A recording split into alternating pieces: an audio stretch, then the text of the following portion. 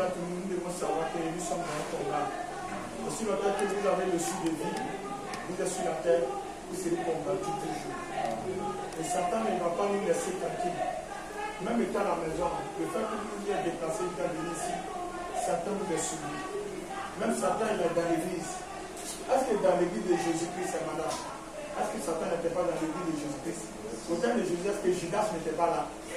Satan, là où les enfants de Dieu sont, ils sont là. Satan même allait devant Dieu. Il allait devant Dieu. On dit qu'il est allé devant Dieu dans Jean 38. Il allait devant Dieu pour aller devant Dieu. Il allait être dans la présence de Dieu.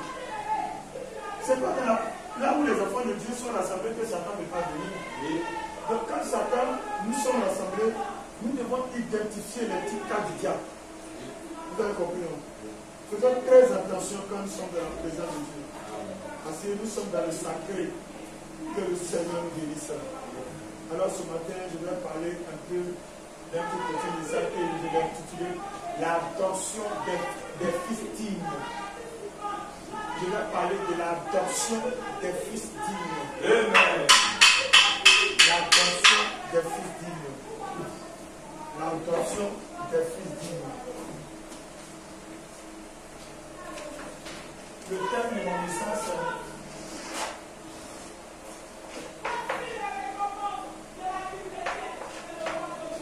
l'adoption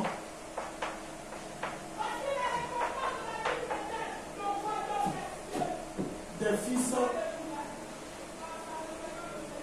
dignes.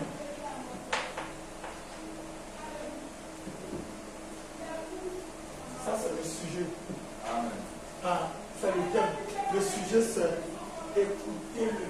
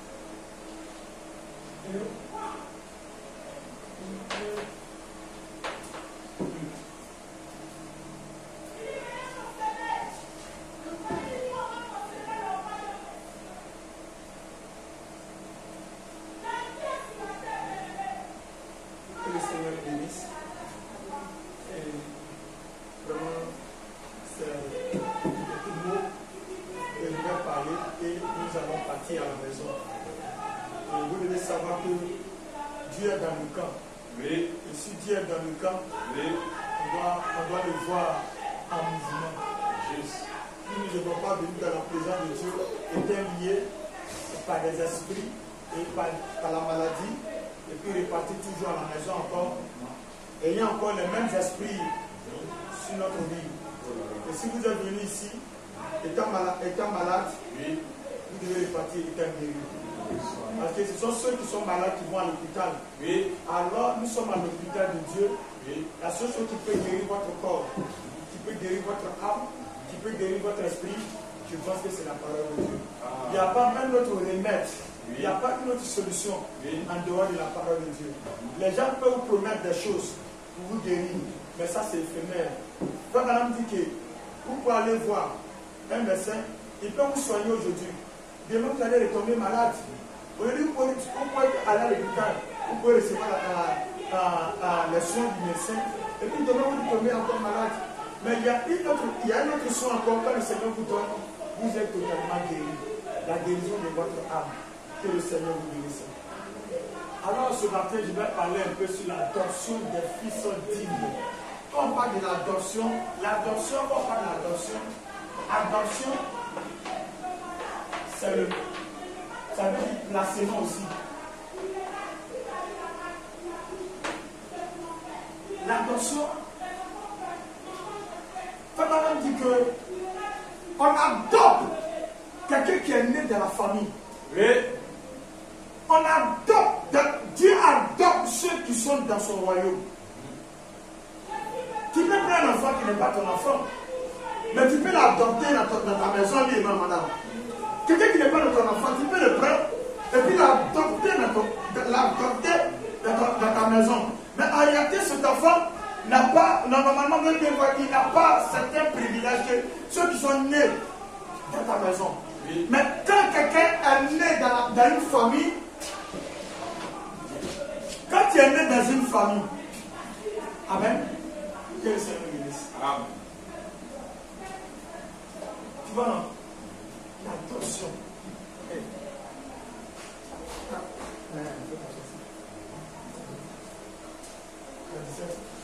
L'adoption. Madame dit qu'on adopte celui qui est né dans la famille. Oui. Mais celui qui n'est pas né dans notre famille, on ne peut pas l'adopter.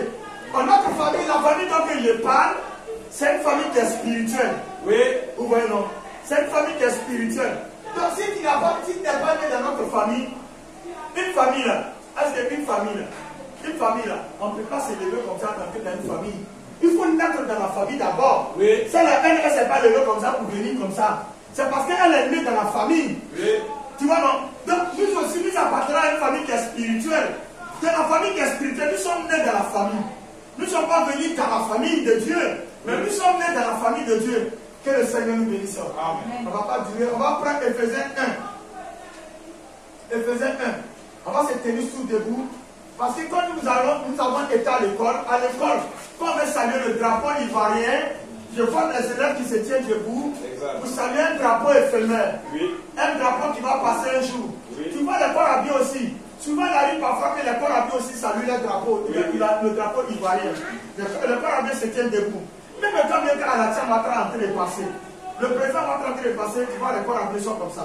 Il ne bouge pas parce que le président est en train de passer. Oui. Mais aujourd'hui, quand on parle de Dieu en train de prêcher, il y a Bumi à côté, il y a Babada à côté.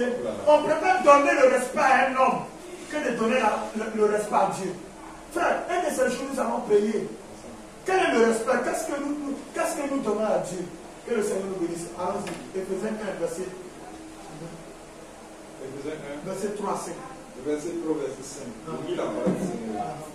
Béni soit Dieu, le Père de notre Seigneur Jésus-Christ, qui nous a bénis de toutes sortes de bénédictions spirituelles dans les lieux célestes en Christ.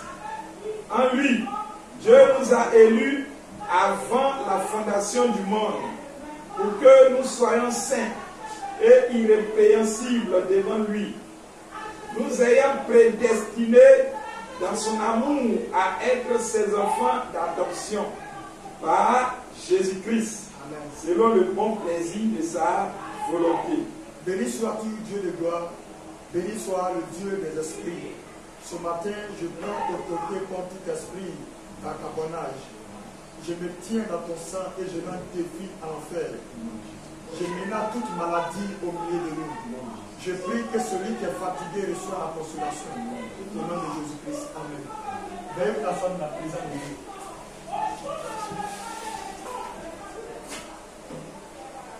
Et voilà plus que l'adoption, c'est pas par l'imposition des mains.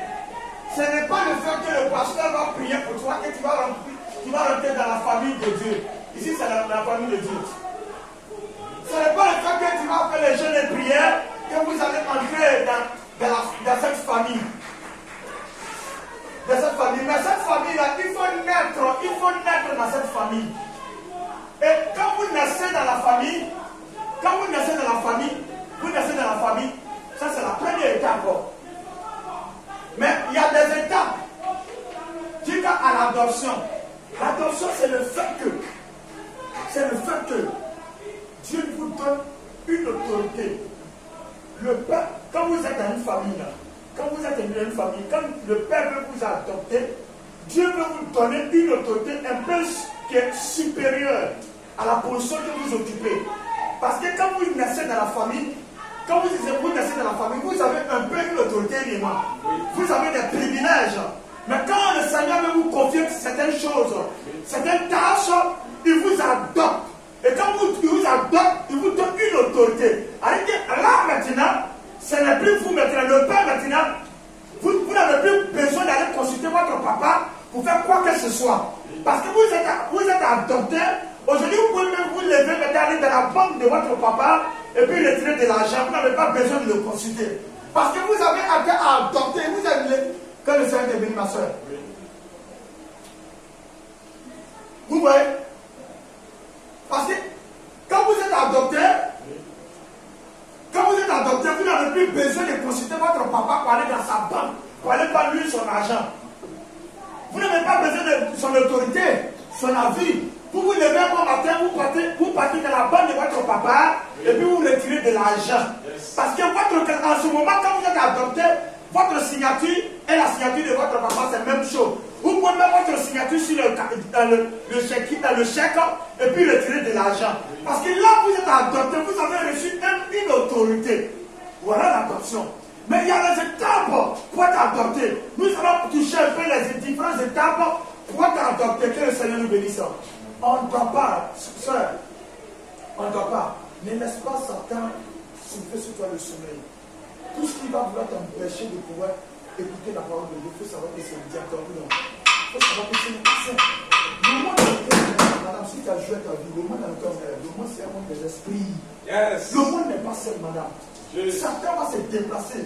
Il se déplace de l'enfer. Quand il sait que tu viens pour écouter la parole de Dieu, pour que ton âme soit guérie là, Satan va se déplacer de l'enfer, il va venir te suivre et te suivre sur ton côté que tu puisses dormir. Voilà la mission de Satan.